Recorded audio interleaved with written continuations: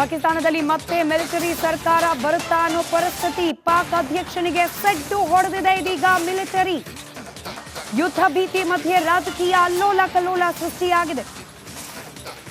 ಪಾಕ್ನಲ್ಲಿ ಸರ್ಕಾರ versus military ಸಂಘರ್ಷ. ಪಾಕಿಸ್ತಾನದಲ್ಲಿ ಆಂತರಿಕ ಕಲಹ ಮಗದೊಮ್ಮೆ ಹೆಚ್ಚಾಗ್ತಾ ಇದೆ. ಒಂದು ಕಡೆ ಬಲೂಚ್, ಮತ್ತೊಂದು ಕಡೆಯಲ್ಲಿ ತನ್ನದೇ ಸರ್ಕಾರದ ವಿರುದ್ಧವಾಗಿ ತಿರುಗಿ ಬೀಳ್ತಾ ಇರುವ ಮಿಲಿಟರಿ. ಪಾಕ್ ಅಧ್ಯಕ್ಷನಿಗೆ ಸೆಡ್ಡು ಹೊಡೆಯುವ ಪರಿಸ್ಥಿತಿಯಲ್ಲಿದೆ ಸದ್ಯಕ್ಕೆ ಮಿಲಿಟರಿ. ನಿಮಗೆ ನೆನಪಿದೆ, ಪಹಲ್ಗಾಮ್ನಲ್ಲಾದ ದಾಳಿಯ ಮೂಲ ಅಲ್ಲಿನ ಮುಲ್ಲಾ ಜನರಲ್ ಅಸೆಂ ಮುನೀರ್ ಹೇಳಿಕೆಯಿಂದಲೇ ಅನ್ನೋ ವಿಶ್ಲೇಷಣೆ ಕೂಡ ಇದೀಗ ಜಾಗತಿಕ ಮಟ್ಟದಲ್ಲಿ ನಡೀತಾ ಇದೆ. ತನ್ನ ಕುರ್ಚಿಯನ್ನ ಭದ್ರವಾಗಿ ಇರಿಸಿಕೊಳ್ಳೋ ಸಲುವಾಗಿ ಭಾರತದ ಮೇಲೆ ಯುದ್ಧ ಅನ್ನೋ ಮನಸ್ಥಿತಿಗೆ ಬಂದಿದ್ದಾನೆ ಮುಲ್ಲಾ ಜನರಲ್ ಅನ್ನೋ ಹೇಳಿಕೆ ಕೂಡ ಇದೆ. ಡೀಟೇಲ್ಸ್ ನನ್ನ ಕಲೀಗ ಅಭಿಷೇಕ್ ನೀಡ್ತಾ ಇದ್ರು. ಅಭಿಷೇಕ್, ಈಗಷ್ಟೇ ಹೇಳ್ತಾ ಇದ್ರಿ ಪಾಕಿಸ್ತಾನದ ಒಳಗೇನೆ ರಾಜಕೀಯ ವಿಪ್ಲವದ ಪರಿಸ್ಥಿತಿ.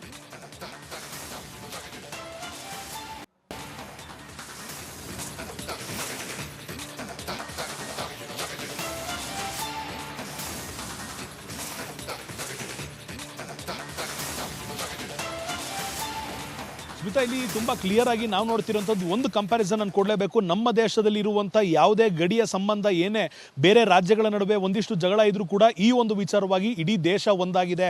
ಯಾವುದೇ ಜಿಲ್ಲೆಗಳು ಯಾವುದೇ ರಾಜ್ಯಗಳ ನಡುವೆ ಇದ್ದಂಥ ವೈಮನಸ್ಸು ಮರ್ತಿದೆ. ಭಾರತ ವರ್ಸಸ್ ಪಾಕಿಸ್ತಾನ ಅಂತ ಬಂದಾಗ ಇಡೀ ದೇಶ ಒಕ್ಕೊರಲಿನಿಂದ ಪಾಕಿಸ್ತಾನದ ವಿರುದ್ಧ ನಾವು ಸೇಡನ್ನು ತೀರಿಸ್ಕೊಳ್ಬೇಕು ಅಂತ ಹೇಳ್ತಿದೆ. ಆದರೆ ಪಾಕಿಸ್ತಾನದ ಸರ್ಕಾರದಲ್ಲಿ ನಾವು ನೋಡ್ತಿರೋಂಥದ್ದು ಅಧ್ಯಕ್ಷನ ಕೈಯಲ್ಲಿ ಏನೂ ಮಾಡೋದಕ್ಕೆ ಆಗಲ್ಲ ಅನ್ನೋ ಒಂದು ನೇರವಾದ ಸಂದೇಶವನ್ನು ಪಾಕಿಸ್ತಾನ ಮಿಲಿಟರಿ ಅಧಿಕಾರಿಗಳು ಕೊಟ್ಟಿರುವಂಥದ್ದು. ಯಾಕೆ ಅಂತ ನೋಡೋದಾದರೆ, ಯಾವಾಗ ಒಂದು ನಾಡಿನ ದೊರೆ ಅಥವಾ ರಾಜ ವೀಕ್ ಆಗಿರ್ತಾನೋ ಆವಾಗ ಆ ದೇಶದ ಆರ್ಮಿ ಆ ಒಂದು ಓವರ್ಟೇಕ್ ಮಾಡಿ ಅಧಿಕಾರವನ್ನು ಪಡ್ಕೊಳ್ಳುತ್ತೆ. ಈ ಸಂದರ್ಭದಲ್ಲೂ ಕೂಡ ಪಾಕಿಸ್ತಾನದಲ್ಲಿ ಅದೇ ಆಗುವಂಥ ಮುನ್ಸೂಚನೆ ಕಾಣ್ತಿರುವಂಥದ್ದು. ಅವರ ರಾಜಕಾರಣಿಗಳ ಮೇಲೆ ಅವರಿಗೆ ನಂಬಿಕೆ ಇಲ್ಲ, ಅವರಲ್ಲೇ ಇರುವಂಥ ಒಳಜಗಳ ಅವರನ್ನು ಮತ್ತಷ್ಟು ನಿರ್ನಾಮ ಮಾಡುತ್ತೆ ಅನ್ನೋ ಒಂದು ಖಾತ್ರಿ ಅವರಿಗೆ ಇದೆ. ಈ ಸಂದರ್ಭದಲ್ಲಿ ಅವರು ಒಗ್ಗಟ್ಟನ್ನು ತೋರಿಸಲಿಲ್ಲ ಅಂದರೆ ಅವರು ಖಂಡಿತವಾಗಿಯೂ ಅವರು ಮಾಡಿರೋಂಥ ಮೋಸ ಹಾಗೂ ಪ್ರತೀಕಾರಕ್ಕೆ ತಕ್ಕ ಉತ್ತರ ಸಿಗುತ್ತೆ ಅನ್ನೋ ಒಂದು ಖಾತ್ರಿ ಇರೋದ್ರಿಂದ ಅಲ್ಲಿ ಮಿಲಿಟರಿ ಆಡಳಿತ ಬರುವಂಥ ನಿರೀಕ್ಷೆ ಈಗಾಗಲೇ ಇರುವಂಥದ್ದು. ಒಂದು ವೇಳೆ ಮಿಲಿಟರಿ ಬಂತು ಅಂದರೆ ಈಗಾಗಲೇ ನಾವು ಗಮನಿಸಿರೋದು ಅನೇಕ ರಾಜಕಾರಣಿಗಳು, ಅನೇಕ ಹಿರಿಯ ಮಿಲಿಟರಿ ಅಧಿಕಾರಿಗಳು ಪಾಕಿಸ್ತಾನದಲ್ಲಿರುವ ತಮ್ಮ ಮನೆಗಳನ್ನು, ತಮ್ಮ ಕುಟುಂಬಗಳನ್ನು, ತಮ್ಮ ಮಕ್ಕಳನ್ನು ಎಲ್ಲವನ್ನ ಕೂಡ ಬೇರೆ ಬೇಸ್ಗೆ ಶಿಫ್ಟ್ ಮಾಡಿರುವಂಥದ್ದು. ಕಾರಣ ಏನು ಅಂತ ನೋಡೋದಾದರೆ ಅಲ್ಲಿ ಅವರು ಮಾಡಿರುವಂಥ ತಪ್ಪಿಗೆ ಖಂಡಿತವಾಗಿಯೂ ಉತ್ತರ ಸಿಗುತ್ತೆ, ರಿಟ್ಯಾಲಿಯೇಟ್ ಆಗುತ್ತೆ ಅನ್ನೋ ಒಂದು ಧೈರ್ಯ, ಅದು ರಿಟ್ಯಾಲಿಯೇಟ್ ಆಗುತ್ತೆ ಅನ್ನೋ ಒಂದು ಭಯ ಅವರಿಗೆ ಕಾಡ್ತಿರೋದ್ರಿಂದ ಈಗ ಅವರು ಎಲ್ಲರನ್ನ ಶಿಫ್ಟ್ ಮಾಡಿದ್ದಾರೆ. ಈಗ ಅಧ್ಯಕ್ಷನ ಕೈಯಲ್ಲಿ ಏನೂ ಮಾಡೋದಕ್ಕಾಗೋದಿಲ್ಲ, ಅಲ್ಲಿರುವಂಥ ಸರ್ಕಾರದ ಕೈಯಲ್ಲಿ ಯಾವುದೇ ಅಧಿಕಾರ ಇಲ್ಲ. ಇದ್ರೂ ಕೂಡ ಅವರು ಪಾಕಿಸ್ತಾನದಲ್ಲಿ ಮತ್ತೆ ಮಿಲಿಟರಿ ಸರ್ಕಾರ ಬರುತ್ತಾ ಅನ್ನೋ ಪರಿಸ್ಥಿತಿ. ಪಾಕ್ ಅಧ್ಯಕ್ಷನಿಗೆ ಸೆಡ್ಡು ಹೊಡೆದಿದೆ ಇದೀಗ ಮಿಲಿಟರಿ. ಯುದ್ಧ ಭೀತಿ ಮಧ್ಯೆ ರಾಜಕೀಯ ಅಲ್ಲೋಲ ಕಲ್ಲೋಲ ಸೃಷ್ಟಿಯಾಗಿದೆ. ಪಾಕ್ನಲ್ಲಿ ಸರ್ಕಾರ ವರ್ಸಸ್ ಮಿಲಿಟರಿ ಸಂಘರ್ಷ. ಪಾಕಿಸ್ತಾನದಲ್ಲಿ ಆಂತರಿಕ ಕಲಹ ಮಗದೊಮ್ಮೆ ಹೆಚ್ಚಾಗ್ತಾ ಇದೆ. ಒಂದು ಕಡೆ ಬಲೂಚ್, ಮತ್ತೊಂದು ಕಡೆಯಲ್ಲಿ ತನ್ನದೇ ಸರ್ಕಾರದ ವಿರುದ್ಧವಾಗಿ ತಿರುಗಿ ಬೀಳ್ತಾ ಇರುವ ಮಿಲಿಟರಿ. ಪಾಕ್ ಅಧ್ಯಕ್ಷನಿಗೆ ಸೆಡ್ಡು ಹೊಡೆಯುವ ಪರಿಸ್ಥಿತಿಯಲ್ಲಿದೆ ಸದ್ಯಕ್ಕೆ ಮಿಲಿಟರಿ. ನಿಮಗೆ ನೆನಪಿದೆ, ಪಹಲ್ಗಾಮ್ನಲ್ಲಾದ ದಾಳಿಯ ಮೂಲ ಅಲ್ಲಿನ ಮುಲ್ಲಾ ಜನರಲ್ ಅಸೆಂ ಮುನೀರ್ ಹೇಳಿಕೆಯಿಂದಲೇ ಅನ್ನೋ ವಿಶ್ಲೇಷಣೆ ಕೂಡ ಇದೀಗ ಜಾಗತಿಕ ಮಟ್ಟದಲ್ಲಿ ನಡೀತಾ ಇದೆ. ತನ್ನ ಕುರ್ಚಿಯನ್ನ ಭದ್ರವಾಗಿ ಇರಿಸಿಕೊಳ್ಳೋ ಸಲುವಾಗಿ ಭಾರತದ ಮೇಲೆ ಯುದ್ಧ ಅನ್ನೋ ಮನಸ್ಥಿತಿಗೆ ಬಂದಿದ್ದಾನೆ ಮುಲ್ಲಾ ಜನರಲ್ ಅನ್ನೋ ಹೇಳಿಕೆ ಕೂಡ ಇದೆ. ಡೀಟೇಲ್ಸ್ ನನ್ನ ಕಲೀಗ ಅಭಿಷೇಕ್ ನೀಡ್ತಾ ಇದ್ರು. ಅಭಿಷೇಕ್, ಈಗಷ್ಟೇ ಹೇಳ್ತಾ ಇದ್ರಿ ಪಾಕಿಸ್ತಾನದ ಒಳಗೇನೆ ರಾಜಕೀಯ ವಿಪ್ಲವದ ಪರಿಸ್ಥಿತಿ.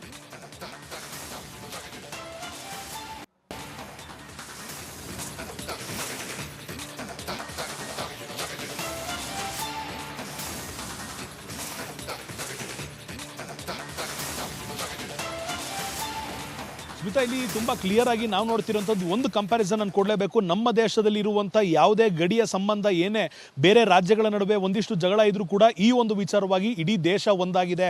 ಯಾವುದೇ ಜಿಲ್ಲೆಗಳು ಯಾವುದೇ ರಾಜ್ಯಗಳ ನಡುವೆ ಇದ್ದಂಥ ವೈಮನಸ್ಸು ಮರ್ತಿದೆ. ಭಾರತ ವರ್ಸಸ್ ಪಾಕಿಸ್ತಾನ ಅಂತ ಬಂದಾಗ ಇಡೀ ದೇಶ ಒಕ್ಕೊರಲಿನಿಂದ ಪಾಕಿಸ್ತಾನದ ವಿರುದ್ಧ ನಾವು ಸೇಡನ್ನು ತೀರಿಸ್ಕೊಳ್ಬೇಕು ಅಂತ ಹೇಳ್ತಿದೆ. ಆದರೆ ಪಾಕಿಸ್ತಾನದ ಸರ್ಕಾರದಲ್ಲಿ ನಾವು ನೋಡ್ತಿರೋಂಥದ್ದು ಅಧ್ಯಕ್ಷನ ಕೈಯಲ್ಲಿ ಏನೂ ಮಾಡೋದಕ್ಕೆ ಆಗಲ್ಲ ಅನ್ನೋ ಒಂದು ನೇರವಾದ ಸಂದೇಶವನ್ನು ಪಾಕಿಸ್ತಾನ ಮಿಲಿಟರಿ ಅಧಿಕಾರಿಗಳು ಕೊಟ್ಟಿರುವಂಥದ್ದು. ಯಾಕೆ ಅಂತ ನೋಡೋದಾದರೆ, ಯಾವಾಗ ಒಂದು ನಾಡಿನ ದೊರೆ ಅಥವಾ ರಾಜ ವೀಕ್ ಆಗಿರ್ತಾನೋ ಆವಾಗ ಆ ದೇಶದ ಆರ್ಮಿ ಆ ಒಂದು ಓವರ್ಟೇಕ್ ಮಾಡಿ ಅಧಿಕಾರವನ್ನು ಪಡ್ಕೊಳ್ಳುತ್ತೆ.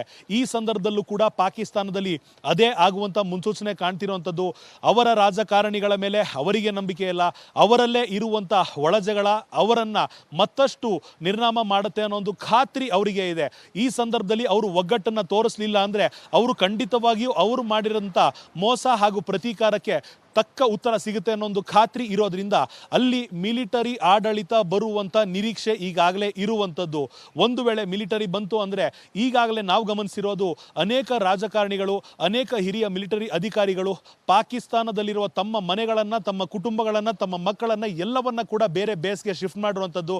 ಕಾರಣ ಏನು ಅಂತ ನೋಡೋದಾದರೆ, ಅಲ್ಲಿ ಅವರು ಮಾಡಿರುವಂಥ ತಪ್ಪಿಗೆ ಖಂಡಿತವಾಗಿಯೂ ಉತ್ತರ ಸಿಗುತ್ತೆ, ರಿಟ್ಯಾಲಿಯೇಟ್ ಆಗುತ್ತೆ ಅನ್ನೋ ಒಂದು ಧೈರ್ಯ, ಅದು ರಿಟ್ಯಾಲಿಯೇಟ್ ಆಗುತ್ತೆ ಅನ್ನೋ ಒಂದು ಭಯ ಅವರಿಗೆ ಕಾಡ್ತಿರೋದ್ರಿಂದ ಈಗ ಅವರು ಎಲ್ಲರನ್ನ ಶಿಫ್ಟ್ ಮಾಡಿದ್ದಾರೆ. ಈಗ ಅಧ್ಯಕ್ಷನ ಕೈಯಲ್ಲಿ ಏನೂ ಮಾಡೋದಕ್ಕಾಗೋದಿಲ್ಲ, ಅಲ್ಲಿರುವಂಥ ಸರ್ಕಾರದ ಕೈಯಲ್ಲಿ ಯಾವುದೇ ಅಧಿಕಾರ ಇಲ್ಲ, ಇದ್ರೂ ಕೂಡ ಅವರು ಚಲಾಯಿಸೋದಿಲ್ಲ. ಅವ್ರು ಚಲಾಯಿಸಿದ್ರು ಕೂಡ ಪಾಕಿಸ್ತಾನದಲ್ಲಿ ಮತ್ತೆ ಮಿಲಿಟರಿ ಸರ್ಕಾರ ಬರುತ್ತಾ ಅನ್ನೋ ಪರಿಸ್ಥಿತಿ. ಪಾಕ್ ಅಧ್ಯಕ್ಷನಿಗೆ ಸೆಡ್ಡು ಹೊಡೆದಿದೆ ಇದೀಗ ಮಿಲಿಟರಿ. ಯುದ್ಧ ಭೀತಿ ಮಧ್ಯೆ ರಾಜಕೀಯ ಅಲ್ಲೋಲ ಕಲ್ಲೋಲ ಸೃಷ್ಟಿಯಾಗಿದೆ. ಪಾಕ್ನಲ್ಲಿ ಸರ್ಕಾರ ವರ್ಸಸ್ ಮಿಲಿಟರಿ ಸಂಘರ್ಷ. ಪಾಕಿಸ್ತಾನದಲ್ಲಿ ಆಂತರಿಕ ಕಲಹ ಮತ್ತೊಮ್ಮೆ ಮಗದೊಮ್ಮೆ ಹೆಚ್ಚಾಗ್ತಾ ಇದೆ. ಒಂದು ಕಡೆ ಬಲೂಚ್, ಮತ್ತೊಂದು ಕಡೆಯಲ್ಲಿ ತನ್ನದೇ ಸರ್ಕಾರದ ವಿರುದ್ಧವಾಗಿ ತಿರುಗಿ ಬೀಳ್ತಾ ಇರುವ ಮಿಲಿಟರಿ. ಪಾಕ್ ಅಧ್ಯಕ್ಷನಿಗೆ ಸೆಡ್ಡು ಹೊಡೆಯುವ ಪರಿಸ್ಥಿತಿಯಲ್ಲಿದೆ ಸದ್ಯಕ್ಕೆ ಮಿಲಿಟರಿ. ನಿಮಗೆ ನೆನಪಿದೆ, ಪಹಲ್ಗಾಮ್ನಲ್ಲಾದ ದಾಳಿಯ ಮೂಲ ಅಲ್ಲಿನ ಮುಲ್ಲಾ ಜನರಲ್ ಅಸ್ಲಂ ಮುನೀರ್ ಹೇಳಿಕೆಯಿಂದಲೇ ಅನ್ನೋ ವಿಶ್ಲೇಷಣೆ ಕೂಡ ಇದೀಗ ಜಾಗತಿಕ ಮಟ್ಟದಲ್ಲಿ ನಡೀತಾ ಇದೆ. ತನ್ನ ಕುರ್ಚಿಯನ್ನ ಭದ್ರವಾಗಿ ಇರಿಸಿಕೊಳ್ಳೋ ಸಲುವಾಗಿ ಭಾರತದ ಮೇಲೆ ಯುದ್ಧ ಅನ್ನೋ ಮನಸ್ಥಿತಿಗೆ ಬಂದಿದ್ದಾನೆ ಮುಲ್ಲಾ ಜನರಲ್ ಅನ್ನೋ ಹೇಳಿಕೆ ಕೂಡ ಇದೆ. ಡೀಟೇಲ್ಸ್ ನನ್ನ ಕಲೀಗ ಅಭಿಷೇಕ್ ನೀಡ್ತಾ ಇದ್ರು. ಅಭಿಷೇಕ್, ಈಗಷ್ಟೇ ಹೇಳ್ತಾ ಇದ್ರಿ ಪಾಕಿಸ್ತಾನದ ಒಳಗೇನೆ ರಾಜಕೀಯ ವಿಪ್ಲವದ ಪರಿಸ್ಥಿತಿ.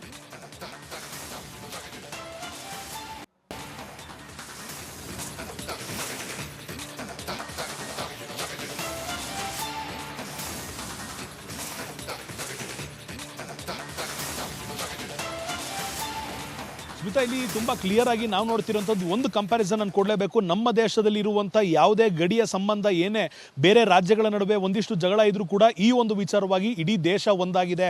ಯಾವುದೇ ಜಿಲ್ಲೆಗಳು, ಯಾವುದೇ ರಾಜ್ಯಗಳ ನಡುವೆ ಇದ್ದಂಥ ವೈಮನಸ್ಸು ಮರ್ತಿದೆ. ಭಾರತ ವರ್ಸಸ್ ಪಾಕಿಸ್ತಾನ ಅಂತ ಬಂದಾಗ ಇಡೀ ದೇಶ ಒಕ್ಕೊರಲಿನಿಂದ ಪಾಕಿಸ್ತಾನದ ವಿರುದ್ಧ ನಾವು ಸೇಡನ್ನು ತೀರಿಸ್ಕೊಳ್ಬೇಕು ಅಂತ ಹೇಳ್ತಿದೆ. ಆದರೆ ಪಾಕಿಸ್ತಾನದ ಸರ್ಕಾರದಲ್ಲಿ ನಾವು ನೋಡ್ತಿರೋಂಥದ್ದು ಅಧ್ಯಕ್ಷನ ಕೈಯಲ್ಲಿ ಏನೂ ಮಾಡೋದಕ್ಕೆ ಆಗಲ್ಲ ಅನ್ನೋ ಒಂದು ನೇರವಾದ ಸಂದೇಶವನ್ನು ಪಾಕಿಸ್ತಾನ ಮಿಲಿಟರಿ ಅಧಿಕಾರಿಗಳು ಕೊಟ್ಟಿರುವಂಥದ್ದು. ಯಾಕೆ ಅಂತ ನೋಡೋದಾದರೆ, ಯಾವಾಗ ಒಂದು ನಾಡಿನ ದೊರೆ ಅಥವಾ ರಾಜ ವೀಕ್ ಆಗಿರ್ತಾನೋ ಆವಾಗ ಆ ದೇಶದ ಆರ್ಮಿ ಆ ಒಂದು ಓವರ್ಟೇಕ್ ಮಾಡಿ ಅಧಿಕಾರವನ್ನು ಪಡ್ಕೊಳ್ಳುತ್ತೆ. ಈ ಸಂದರ್ಭದಲ್ಲೂ ಕೂಡ ಪಾಕಿಸ್ತಾನದಲ್ಲಿ ಅದೇ ಆಗುವಂಥ ಮುನ್ಸೂಚನೆ ಕಾಣ್ತಿರುವಂಥದ್ದು. ಅವರ ರಾಜಕಾರಣಿಗಳ ಮೇಲೆ ಅವರಿಗೆ ನಂಬಿಕೆ ಇಲ್ಲ, ಅವರಲ್ಲೇ ಇರುವಂಥ ಒಳಜಗಳ ಅವರನ್ನ ಮತ್ತಷ್ಟು ನಿರ್ನಾಮ ಮಾಡುತ್ತೆ ಅನ್ನೋ ಒಂದು ಖಾತ್ರಿ ಅವರಿಗೆ ಇದೆ.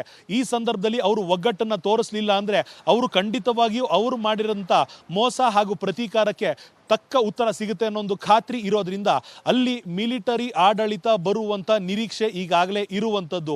ಒಂದು ವೇಳೆ ಮಿಲಿಟರಿ ಬಂತು ಅಂದರೆ ಈಗಾಗಲೇ ನಾವು ಗಮನಿಸಿರೋದು ಅನೇಕ ರಾಜಕಾರಣಿಗಳು, ಅನೇಕ ಹಿರಿಯ ಮಿಲಿಟರಿ ಅಧಿಕಾರಿಗಳು ಪಾಕಿಸ್ತಾನದಲ್ಲಿರುವ ತಮ್ಮ ಮನೆಗಳನ್ನು, ತಮ್ಮ ಕುಟುಂಬಗಳನ್ನು, ತಮ್ಮ ಮಕ್ಕಳನ್ನು ಎಲ್ಲವನ್ನ ಕೂಡ ಬೇರೆ ಬೇಸ್ಗೆ ಶಿಫ್ಟ್ ಮಾಡಿರುವಂಥದ್ದು.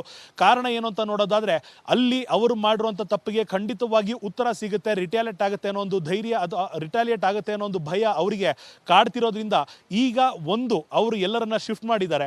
ಈಗ ಅಧ್ಯಕ್ಷನ ಕೈಯಲ್ಲಿ ಏನೂ ಮಾಡೋದಕ್ಕಾಗೋದಿಲ್ಲ, ಅಲ್ಲಿರುವಂಥ ಸರ್ಕಾರದ ಕೈಯಲ್ಲಿ ಯಾವುದೇ ಅಧಿಕಾರ ಇಲ್ಲ, ಇದ್ರೂ ಕೂಡ ಅವರು ಚಲಾಯಿಸೋದಿಲ್ಲ. ಅವ್ರು ಚಲಾಯಿಸಿದ್ರು ಕೂಡ ಭಾರತವನ್ನು ಎದುರಿಸೋದಕ್ಕೆ